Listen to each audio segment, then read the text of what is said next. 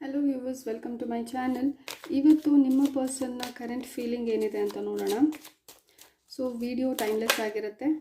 Okay, knight of cups, the tower. Okay,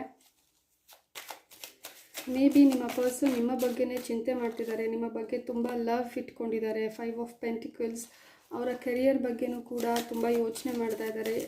ನಿಮ್ಮ ಮಧ್ಯೆ ಆಗಿರುವಂತಹ ಯಾವುದೋ ಒಂದು ಕೆಟ್ಟ ಪರಿಸ್ಥಿತಿಗಳು ಅವರನ್ನು ತುಂಬ ಕಾಡ್ತಾ ಇದೆ. 6 ಆಫ್ ಪೆಂಟಿಕಲ್ಸ್, ಎಸ್. ನಿಮ್ಮ ಮಧ್ಯೆ 8 ಆಫ್ ವ್ಯಾಂಡ್ಸ್, ನೀವು ಅವರ ಮೆಸೇಜ್ಗೋಸ್ಕರ ಕಾಯ್ತಾ ಇದ್ದೀರಾ. So okay, death and rebirth.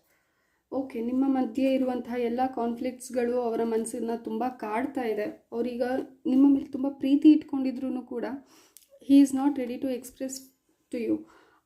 ಅವರ ಕೆರಿಯರ್ ಆಗಿರ್ಬೋದು, ತುಂಬ ಚಿಂತೆ ಮಾಡ್ತಾ ಇದ್ದಾರೆ. ತುಂಬ ಅವರ ಕೆರಿಯರ್, ಅವರ ಫ್ಯಾಮಿಲಿ ಇಶ್ಯೂಸ್ ಆಗಿರ್ಬೋದು ಅವರನ್ನು ತುಂಬ ಡಿಸ್ಟರ್ಬ್ ಮಾಡಿದೆ. ನಿಮ್ಮ ಮಧ್ಯೆ ಏನೇ ಜಗಳ ಆಗ್ತಾಯಿದ್ರು ಅದು ಅವರು ಬೇಕು ಅಂತ ಮಾಡ್ತಾ ಇಲ್ಲ. ಕೆಲವೊಂದು ಸುತ್ತಮುತ್ತಲಿನ ಪರಿಸ್ಥಿತಿ ಅವರನ್ನು ಹಾಗೆ ಮಾಡಿದೆ. ಮೇ ಬಿ ಅವರ ಮಧ್ಯೆ, ನಿಮ್ಮಿಬ್ಬರ ಮಧ್ಯೆ ಕೆಲವೊಂದಿಷ್ಟು ಬ್ಯಾಲೆನ್ಸಿಂಗ್ ಫೀಚರ್ಸ್ ಏನಿದೆ ಅದು ಫಿಗರ್ ಔಟ್ ಮಾಡಿಕೊಂಡ್ರೆ ನೀವು ಅವ್ರಿಗೆ ಟೈಮ್ ಕೊಡೋದಾಗಲಿ ಅಥವಾ ಅವರು ನಿಮಗೆ ಟೈಮ್ ಕೊಡಬೇಕು ಅಂತ ನೀವು ಎಕ್ಸ್ಪೆಕ್ಟ್ ಮಾಡೋದಾಗಲಿ ಮಾಡ್ತಿದ್ರೆ ಡೆಫಿನೆಟ್ಟಾಗಿ ಅದೆಲ್ಲವೂ ಕೂಡ ಇನ್ನು ನೆಕ್ಸ್ಟ್ ಕಮಿಂಗ್ 8 ವೀಕ್ಸಲ್ಲಿ, ಮೇ ಬಿ 8 ವೀಕ್ಸಲ್ಲಿ ಅಥವಾ 5 or 8 ವೀಕ್ಸಲ್ಲಿ ಡೆಫಿನೆಟ್ಟಾಗಿ ನಡೆಯುತ್ತೆ ಅಂತ ಅನ್ನಿಸ್ತಾ ಇದೆ. ನೀವು ಜಾಸ್ತಿ ಏನು ಅವರ ಒಂದು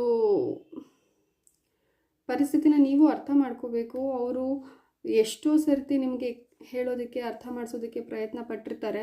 ನೀವು ಅದನ್ನು ಇಲ್ಲ, ನನಗೆ ಹಾಗಾಗಲ್ಲ, ನೀನು ನನ್ನ ಜೊತೆಗೆ ಇರಬೇಕು, ನನ್ನ ಜೊತೆಗೆ ಟೈಮ್ ಕೊಡಬೇಕು ಅಂತ ಹೇಳುವಾಗ ಅವ್ರು ಏನು ಮಾಡ್ತಾರೆ ಹೇಳಿ ಪಾಪ. ಸೊ ನೀವು ಕೂಡ ಅವ್ರಿಗೆ ಕೆಲವೊಂದು ರೀತಿಯಲ್ಲಿ ಸಪೋರ್ಟ್ ಮಾಡಬೇಕು. ಅವರ ಒಂದಷ್ಟು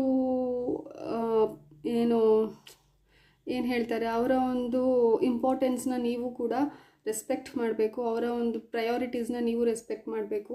then only your relationships will be beautiful.